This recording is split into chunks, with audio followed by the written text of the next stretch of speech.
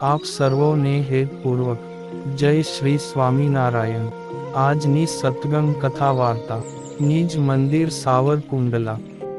પવિત્ર માઘ માસ વિશેષ। આજે આપને સત્સંગ કથા વાર્તા અંતર્ગત શ્રી વેદરસ કથા સાંભળશું। અને હવે તૃષ્ણાનું વર્ણન કરતાં કહે છે કે હે પરમહંસો, શરીરને વિશે જે જીવરૂપ આકાશ છે તેને વિશે તૃષ્ણા રૂપી રાત્રિ આવી છે। તે રાત્રિને વિશે કામ, ક્રોધ, લોભ, મોહાદિક ઘુવડ રહે છે। અને જ્યારે જ્ઞાન રૂપી સૂર્ય ઉગે છે ત્યારે તૃષ્ણા રૂપી રાત્રિનો નાશ થાય અને મોહાદિક ઘુવડનો પણ નાશ થાય છે। અને જે સૂર્ય ઉગે ત્યારે જળના કીચડને સૂકવી નાખે, તેમ જ્યારે તૃષ્ણા રૂપી ઉષ્ણતાનો હૃદયને વિશે ઉદય થાય ત્યારે સંતોષ રૂપી રસને સૂકવી નાખે છે। અને વળી તૃષ્ણા કેવી છે તો જેમ ઉજ્જડ વનને વિશે પિશાચની પોતાના કુટુંબે સહિત નૃત્ય કરે અને રાજી થાય, તેમ આત્મજ્ઞાને રહિત જે ચિત્ત તે ઉજ્જડ વન છે તેને વિશે તૃષ્ણા રૂપી પિશાચની રહે છે। અને કામ ક્રોધાદિક એનો પરિવાર છે, તેને સહિત નૃત્ય કરે અને રાજી થાય છે। હે પરમહંસો, ચિત્તરૂપી પર્વત છે તેને આશરે તૃષ્ણા રૂપી નદીનો પ્રવાહ ચાલે છે ને નાના પ્રકારના સંકલ્પ વિકલ્પ રૂપી તરંગ પ્રસરે છે। તે સારું એ તૃષ્ણા પરમ દુઃખરૂપ છે। જ્યારે એ મુમુક્ષુ સંતોષ આદિક ગુણનો આશરો કરે ત્યારે તેની તૃષ્ણા નાશ થાય છે। જેમ સુંદર હીરની દોરીને ઉંદર કાપી નાખે, તેમ આ તૃષ્ણા રૂપી ઉંદરડી ભગવાન સંબંધી રૂડા ગુણને કાપી નાખે છે। હે પરમહંસો, આ મુમુક્ષુ જે કાની આત્મા સંબંધી યત્ન કરે તેને પણ એ તૃષ્ણા કરવા દેતી નથી। જેમ ઝાડને વિશે બંધાણો થકો જે પંખી તે આકાશને વિશે ઉડવા યત્ન કરે છે પણ ઉડવાને સમર્થ થાતો નથી, તેમ આ પુરુષ ચિદાકાશને વિશે ઉડવાનો યત્ન કરે તે પણ સ્ત્રી, પુત્ર, કુટુંબરૂપ જે તૃષ્ણાની જાળ તેમાંથી નિસરી શકતો નથી। અને તે કુટુંબની આશારૂપી ફાંસીએ કરીને બંધાણો થકો ક્યારેક ઊંચો જાય ને ક્યારેક હેઠો જાય છે। એમને એમ હઠમાળની પેઠે સ્વર્ગ અને નર્કને વિશે ભમે છે।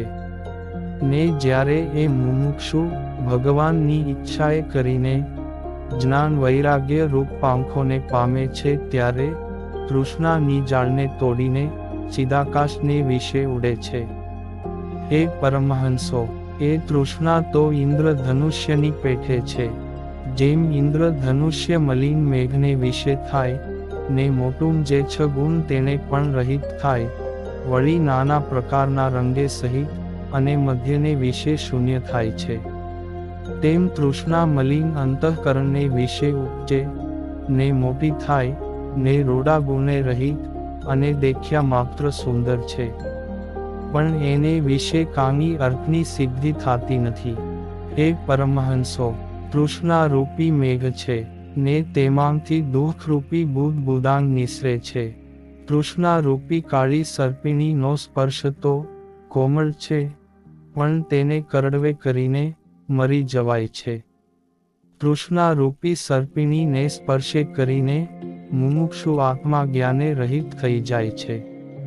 વળી તૃષ્ણા રૂપી વાદળું તે આત્મા રૂપ સૂર્યની આગળ આવીને આવરણ કરે છે ને જ્યારે જ્ઞાન રૂપી વાયુ પ્રગટે ત્યારે તૃષ્ણા રૂપી વાદળાંગનો નાશ થઈ જાય છે અને પોતાના આત્માનો સાક્ષાત્કાર થાય છે। વળી શમ દમાદિક જે કમળ તેને નાશ કરનારી તૃષ્ણા કરાતુલ્ય છે। તૃષ્ણા રૂપી મહાકાળી રાત્રિ છે, તેને કરીને મોટા ધીરજવાન પણ ભયભીત થાય છે, આંખવાળા પણ આંધળા થઈ જાય છે, કીર્તાન વિચાર રૂપી આંખવાળાને પણ આંધળા કરી નાખે છે। જ્યારે એ તૃષ્ણા આવે ત્યારે વૈરાગ્ય અને અભ્યાસરૂપ નેત્રને આંધળા કરી નાખે છે। હે પરમહંસો, તૃષ્ણા રૂપી ડાકણ છે, તે સંતોષાદિક ગુણરૂપ જે કાળજું તેને કાઢીને ખાઈ જાય છે. તૃષ્ણા રૂપી ગુફા છે, તેને આશરે મોહ રૂપી મદોન્મત્ત હાથી ગર્જના કરે છે. અને તૃષ્ણા રૂપી સમુદ્ર છે, તેને વિશે દુઃખરૂપી નદીઓ આવીને પ્રવેશ કરે છે. તે સારું, હે પરમહંસો, તે જ ઉપાય કરવો કે જેને કરીને તૃષ્ણા રૂપી દુઃખ થકી છૂટાય. એવું દુઃખ તો અગ્નિએ કરીને, તરવારની ધારે કરીને, ઇન્દ્રના વજ્રે કરીને પણ એવું દુઃખ નથી થાતું, જે દુઃખ તૃષ્ણાએ કરીને થાય છે. તૃષ્ણાના પ્રહારે કરીને ઘાયલ થયો થકો મોટા દુઃખને પામીને તૃષ્ણા રૂપી દીવો બળ્યા કરે છે. એમાં જન્મ મરણની પરંપરા રૂપ કાજળ ઉપજતું રહે છે.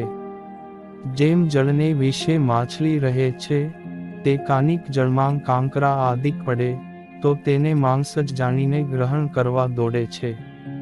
પણ તેમાંથી અર્થ કાંઈ સિદ્ધ નથી થાતો, તેમ તૃષ્ણા પણ જે કાંઈ પદાર્થને દેખે છે તેની કોરે દોડે છે, પણ તૃપ્તિને પામતી નથી. ને જેમ કોઈક પંખીણી હોય તે ઉડ્યા જ કરે ને સ્થિર નથી થાતી, તેમ તૃષ્ણા રૂપી પંખીણી તે ક્યારેક કોઈક પદાર્થને ગ્રહણ કરે છતાં પણ એકે વાર સ્થિર થાતી નથી. જેમ માંકડો ઝાડવે ફરતો રહે છે પણ સ્થિર થઈને બેસતો નથી, તેમ તૃષ્ણા પદાર્થ પ્રત્યે દોડતી ફરે છે પણ ભોગે કરીને તૃપ્ત નથી થાતી.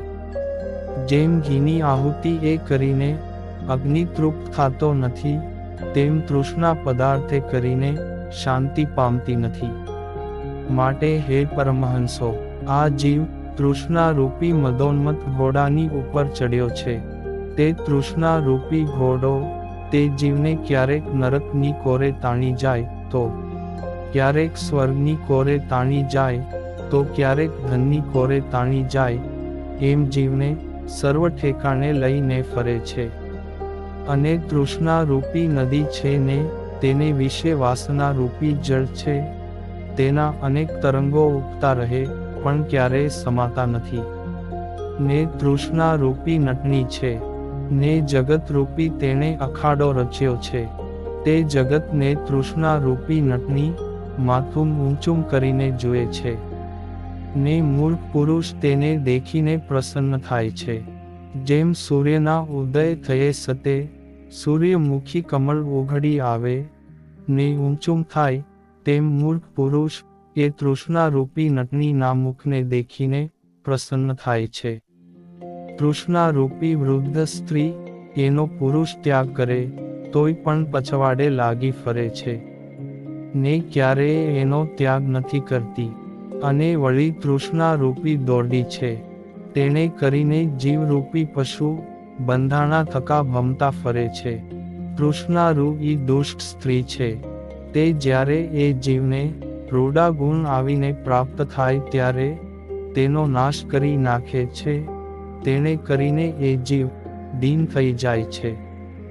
જેમ બપૈયો મહામેઘને દેખીને પ્રસન્ન થાય ને સ્વાતિ બુંદને ગ્રહણ કરવા માંડે ને વાયુ આવીને તે મેઘને ઉડાડી લઈ જાય ત્યારે બપૈયો દીન થઈ જાય છે, તેમ જ્યારે એ તૃષ્ણા રૂપી વાયુ રૂડા ગુણનો નાશ કરે ત્યારે એ જીવ દીન થઈ જાય છે.